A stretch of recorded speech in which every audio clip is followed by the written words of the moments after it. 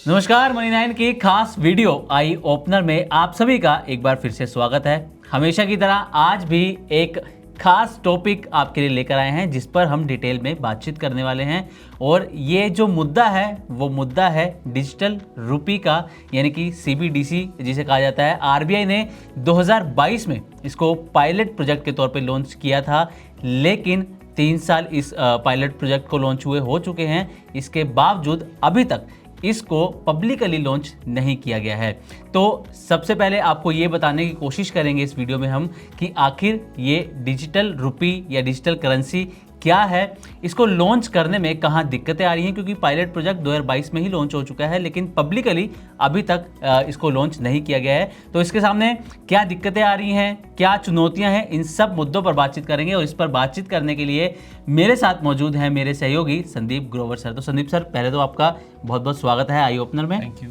और सर, सबसे पहले आपसे यही जानना चाहेंगे कि डिजिटल रुपी क्या है और इसको लॉन्च करने में क्या दिक्कतें आ रही हैं। जैसा कि अभी हम डिस्कस भी कर रहे थे कि 2022 में ही पायलट प्रोजेक्ट आ चुका है इसका। डिजिटल रुपी यानी कि हमारी जो करेंसी, जैसे हम फिजिकल नोट्स होते हैं उसका अगर इलेक्ट्रॉनिक वर्जन देखेंगे जिसको हम CBDC यानी कि सेंट्रल बैंक डिजिटल करेंसी के नाम से भी जानते हैं, कुछ लोग इसे ई-रुपी के नाम से भी जानते हैं। तो अब UPI का एक नेक्स्ट वर्जन कह सकते हैं आप कि ये RBI इसको यूज़ करना चाहता है। इसी मंशा के साथ इसी महत्वाकांक्षा के साथ इसको लॉन्च भी किया गया था। पायलट लॉन्च था, हालांकि फुल फ्लेजेड लॉन्च नहीं था। और अब भी जब ऑलमोस्ट 3 साल हो चुके हैं उस पायलट को लॉन्च किए हुए, जैसे आपने कहा 1 नवंबर 2022 को इसको पायलट लॉन्च किया था, अभी भी इसे पूरी तरह से लॉन्च करने की जल्दबाजी में नहीं है RBI। और ऐसा हम नहीं कह रहे हैं, ऐसा खुद RBI के जो डेप्यूटी गवर्नर हैं T रविशंकर, उन्होंने ग्लोबल फिनटेक फेस्ट 2025 में ये बयान देते हुए कहा कि अभी हमें फिलहाल कोई जल्दी नहीं है कि इसको हम पब्लिकली लॉन्च कर दें।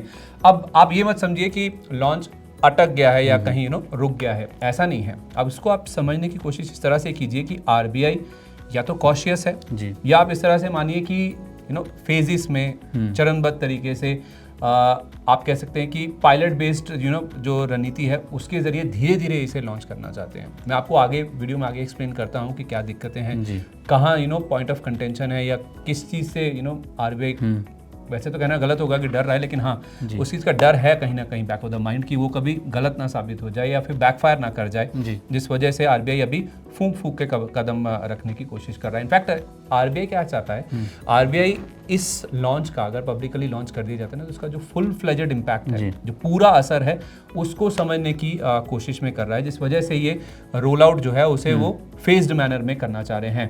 तो देश भर में अगर इसका लॉन्च किया जाएगा तो RBI पहले ये समझना चाहता है कि उसका इम्पैक्ट किस तरह से होगा। UPI आया, UPI पूरी तरह से सेटल हो गया, हर कोई इसका इस्तेमाल कर रहा है।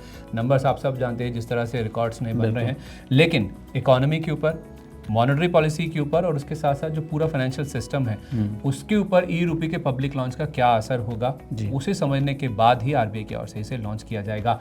तो मैं फिर से कह रहा हूँ, इसको आप ऐसे मत समझिए कि ये अटक गया है, कहीं लटक गया है, रुक गया है मामला, ऐसा नहीं है।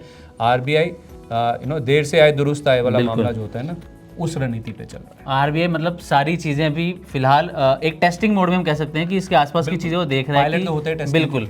तो सर, लेकिन 3 साल तो हो ही चुके हैं पायलट प्रोजेक्ट को, तो अब कितना धीरे धीरे वो कितना फेज्ड मैनर में वो लॉन्च करना चाह रहे हैं, क्योंकि 3 साल तो हो चुके हैं। अगर उनको देखना है कि क्या इम्पैक्ट इसका हो सकता है, किस तरीके से लोग इस्तेमाल करेंगे, लोगों को ये समझ में भी आएगा कि नहीं आएगा, क्योंकि डिजिटल रुपी है।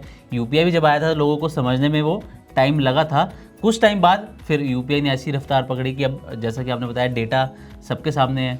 आपने सही कहा, आपने लोगों तक पहुंचे ना, आप लोगों को, यानी कि जो एक सफिशिएंट यूज केस होते हैं ना, जो वो RBI देखना चाह रहा है, दैट टू प्रोग्रामेबल, जो इस्तेमाल कर सकते हैं इसका, ई-रुपी का इस्तेमाल कर सकें, वैसा RBI देखना चाहता है। और प्रोग्रामिंग से जुड़े हुए अगर कोई केसेस सामने आते हैं, अब प्रैक्टिकलिटी की जहाँ तक बात है, आपने फिजिकली तो रुपए का बहुत इस्तेमाल किया, प्रैक्टिकली क्या लोग इसे यूज कर पाएंगे, है ना, प्रोग्रामिकली अगर इसका सही इस्तेमाल हो पाएगा नहीं हो पाएगा, इसके ऊपर RBI का ज़्यादा फोकस है। जी, मैं यही आपसे जानना चाह रहा कि RBI इसी वजह से ही टाइम लग भी रहा है। आप कहते हैं ना कि हमें उदाहरण चाहिए, हमें पर्याप्त डेटा चाहिए उसके पीछे कि हाँ जो चीज़ चल रही है वो सही होगी, उसका गलत इस्तेमाल नहीं होगा या उसका कोई गलत बैकफायरिंग नहीं होगी।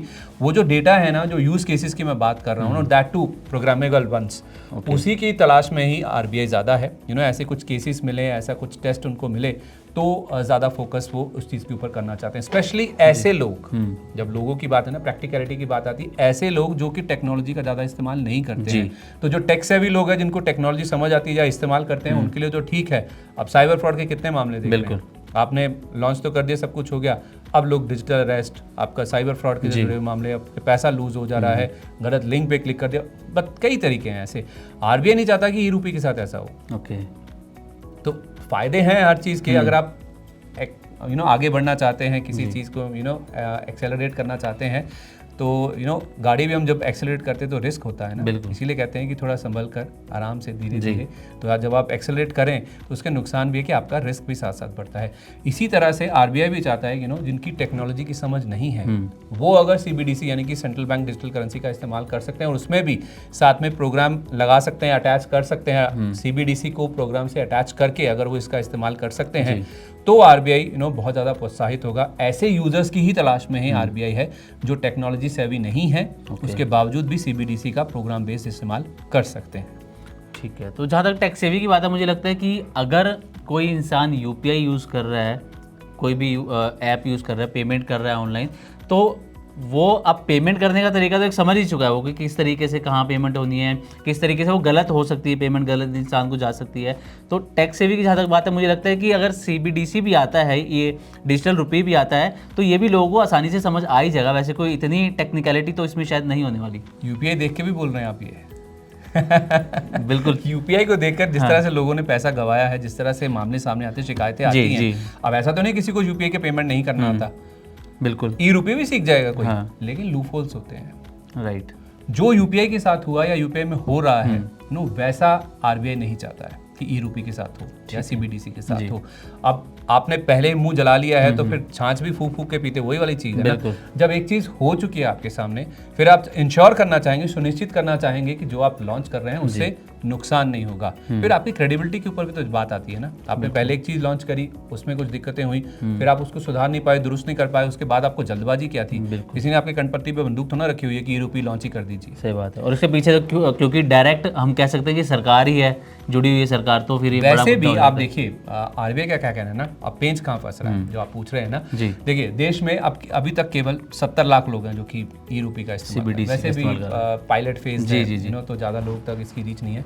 तो अब आरबीआई कह रहा है कि अगर बाकी देश भी इसको यूज़ करें, अगर डिजिटल करेंसी का इस्तेमाल करेंगे ना, तो शायद ये जो क्रॉस बॉर्डर पेमेंट्स है ना, उसमें शायद इसका इस्तेमाल ज़्यादा बढ़ता हुआ दिख सकता है। हालांकि पर्सन टू मर्चेंट्स, हर तरह से आरबीआई चाहता है कि डिजिटल रुपये का इस्तेमाल हो, लेकिन क्रॉस बॉर्डर पेमेंट्स की जहाँ तक बात है, अगर उसमें इसको ज़्यादा तरजीह देनी है या फिर इसका वो प्रचलन बढ़ाना है, तो उसके लिए जो जिस देश में आपको पेमेंट करना है वहाँ पर भी डिजिटल करेंसी का होना बहुत ज़रूरी है। तो हम तो लॉन्च कर देंगे, लेकिन बाकी देशों में नहीं हुआ तो फिर उसका सही तरह से इस्तेमाल नहीं हो पाएगा। दूसरी तरफ जो सबसे इंपॉर्टेंट चीज़ है ना इस पूरी कड़ी में, जो पॉइंट ऑफ कंटेंशन है, जो कंसर्न है, जो दिक्कत है, जहाँ पे चिंता है, वो है एआई। ओके, अब आप कहेंगे एआई कैसे?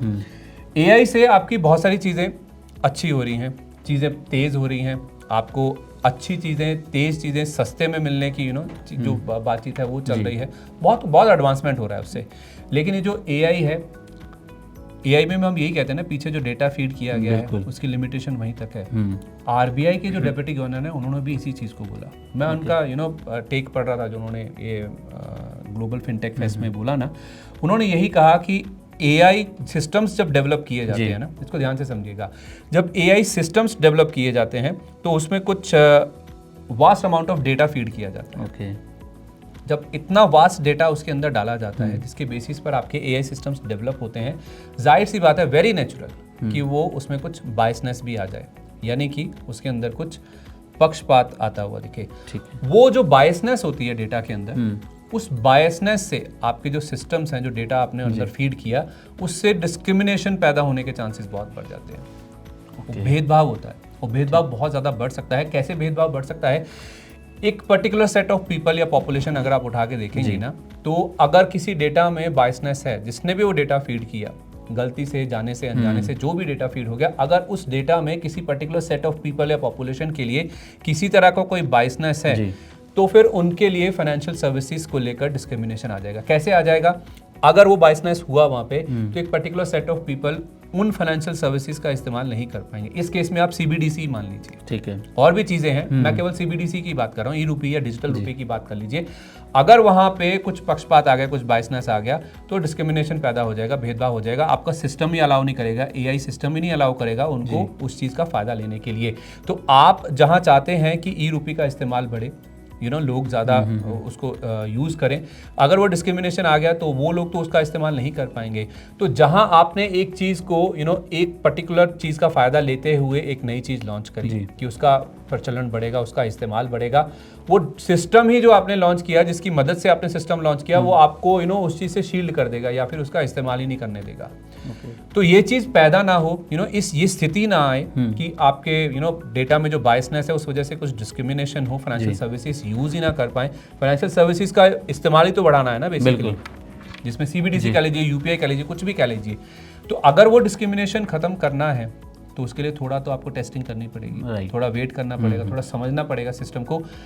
देखिए, जिस चीज़ को आप इस्तेमाल करके एक्सेलरेट करना चाह रहे हैं ना, वही चीज़ बाधा ना पैदा कर दे, वही आपके लिए दिक्कत ना बन जाए, उसकी टेस्टिंग चलेगी। बिल्कुल, ठीक है। तो आप ये समझिए, आप गाड़ी का एक्सेलरेटर दबा देंगे, जब एक्सेलरेटर दबा देंगे उससे आपका गाड़ी तो तेज़ भाग जाएगी, बाद में ब्रेक लगाना कितना मुश्किल हो जाएगा, और ब्रेक लगाएंगे भी कभी गाड़ी झटका लगेगा, पलट गई गाड़ी, कुछ भी हो सकता है, मतलब वो सिचुएशन ना पैदा हो जाए। इसलिए एक्सेलरेट करने से पहले अपने सिस्टम को चेक कर लीजिए कि ब्रेक मारेंगे तो कोई दिक्कत तो नहीं होगी, या ब्रेक लगाने की स्थिति आए ही ना, रोड को टेस्ट कर लीजिए, रोड उतना काबिल है जितनी आप एक्सेलरेट करना चाहते हैं, यानी कि जिस रोड का आप इस्तेमाल करते हुए गाड़ी भगाना चाहते हैं वो रोड ही काबिल नहीं है, वो सिस्टम ही उतना काबिल नहीं है, आप गाड़ी को भगाने लगेंगे, या तो कहीं टकराएंगे, या आपकी गाड़ी पलट जाएगी, या किसी और को नुकसान पहुंचाएंगे। आरबीआई ऐसा कुछ भी नहीं चाहता। ठीक है, तो मतलब इसका मतलब ये हुआ कि देर सवेरी सही, लेकिन डिजिटल रुपये आना है, ये तो तय है। हाँ, आना है, ये तय है, भले थोड़ी सी देर हो जाए। आरबीआई भी टेस्टिंग फेज में है, समझकर जी, ध्यान से क्या उसके रिपरकशंस हो सकते हैं उसके बाद। ठीक है, चलो सर, ये तो हमने बात कर ली कि आरबीआई धीरे धीरे अभी टेस्टिंग फेज में है, फेज मैनर में चीज़ें लाएगा, ये सारी हमने बात कर ली।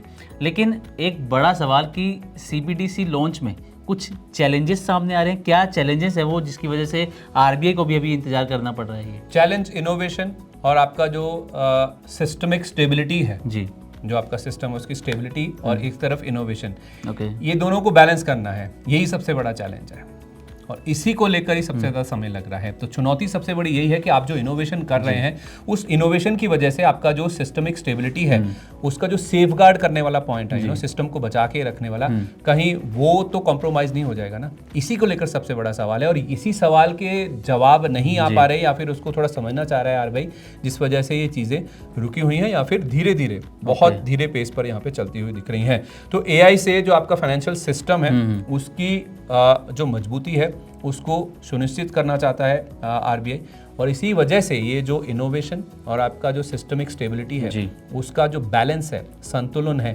उसी का इंतजार हो रहा है कि आपका जब एआई सिस्टम्स का इस्तेमाल होगा तो आपका इनोवेशन तो हो जाएगा, लेकिन इनोवेशन के साथ आपका जो सिस्टम है, जो सिस्टमिक स्टेबिलिटी है, वो तो कहीं कॉम्प्रोमाइज़ नहीं हो जाएगी। ये जो बैलेंस बनाने में टाइम जा रहा है ना, इसी की वजह से यही सबसे बड़ी चुनौती है जिसका सामना फिलहाल आरबीआई करता हुआ दिख रहा है। तो इनोवेशन और सिस्टमिक स्टेबिलिटी के बीच में संतुलन को लेकर आरबीआई सबसे ज़्यादा सतर्क है। एआई के इस्तेमाल से जो आपका फाइनेंशियल सिस्टम है उसके ऊपर असर हो, कोई इम्पैक्ट आए, फिर लोग उसका इस्तेमाल ना कर पाएँ। अब मैंने केवल आपको सीबीडीसी बोला है जी, जो मैं आपको पक्षपात की बात बता रहा था ना, उसमें आप देखिए, किसी की हायरिंग करनी है या फिर आपकी क्रेडिट प्रोफाइलिंग करनी है, आप लोन लेने जा रहे हैं जी, ठीक है, एआई सिस्टम का इस्तेमाल होकर आपको लोन का आपकी प्रोफाइलिंग की जा रही है, उसमें पहले से कुछ बायसनेस है, कुछ पर्टिकुलर सेक्शन को लेकर, तो आप मानते हैं कि आपको लोन मिलेगा, आप सिलेक्ट ही नहीं हो पाएंगे, स्क्रूटिनाइज ही नहीं हो पाएंगे उस चीज़ में, आपको पहले ही दरवाजे आपके लिए बंद कर दिए जाएंगे। तो वैसे अगर वो एआई सिस्टम का इस्तेमाल करते हुए ना करते हुए भले ही आपको लोन मिलना था जी, आपने एक फास्ट सिस्टम अपनाया, वो फास्ट सिस्टम में जो एलिजिबल आदमी था उसको भी उसका फ़ायदा नहीं मिल पाया। कानून क्या बोलता है, कोर्ट क्या बोलता है, हमारा लॉ क्या बोलता है कि भले ही 100 गुनाहगार चले जाएं, लेकिन एक बेगुनाह को सज़ा नहीं होनी चाहिए। बिल्कुल। तो जो एलिजिबल आदमी है उसको दिक्कत ना हो जाए फाइनेंशियल सिस्टम या फाइनेंशियल सेवाएं यूज़ करने में, इस चीज़ को आरबीआई सुनिश्चित करना चाहता है। भले ही तेज़ी से ना मिले, ज़्यादा अपग्रेडेशन ना हो, लेकिन जो एलिजिबिलिटी है किसी की वो ना खत्म हो जाए।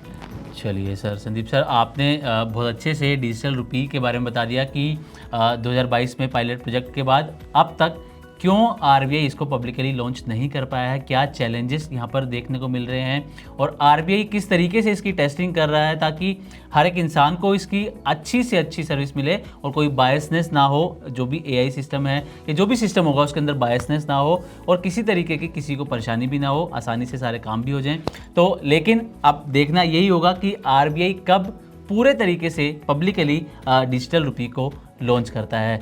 तो आज के आई ओपनर में बस इतना ही। लेकिन जी, बाकी लोगों से पूछना भी तो बनता है ना, क्या ये लोग इस्तेमाल कर रहे हैं? पायलट में जो 70 लाख लोग हैं उनमें से कोई है, इनका क्या एक्सपीरियंस है, ये भी तो बताएं। हाँ बिल्कुल, अगर आप में से कोई है जो पायलट प्रोजेक्ट के तहत डिजिटल रुपी का इस्तेमाल कर रहा है तो कर रहा है या करना चाहते हैं, राइट, बहुत सारे लोग होते हैं जिनको बड़ी अंदर से क्यूरियोसिटी होती है यूज़ करने की। राइट, तो अगर कोई इस्तेमाल कर रहा है या फिर करना चाहता है तो अपना एक्सपीरियंस आप हमारे साथ कमेंट बॉक्स में ज़रूर शेयर कीजिएगा, हमें आपके रिस्पॉन्सेज का यहाँ पर इंतज़ार रहेगा। तो आज के आई ओपनर में बस इतना ही। उम्मीद करते हैं कि आज जिस टॉपिक पर हमने बातचीत की है, चर्चा की है, वो आपको पसंद आया होगा। इसी तरीके की और भी इंटरेस्टिंग वीडियोस के लिए देखते रहें मनी 9 और सब्सक्राइब करें हमारे यूट्यूब चैनल। अभी के लिए बस इतना ही। नमस्कार।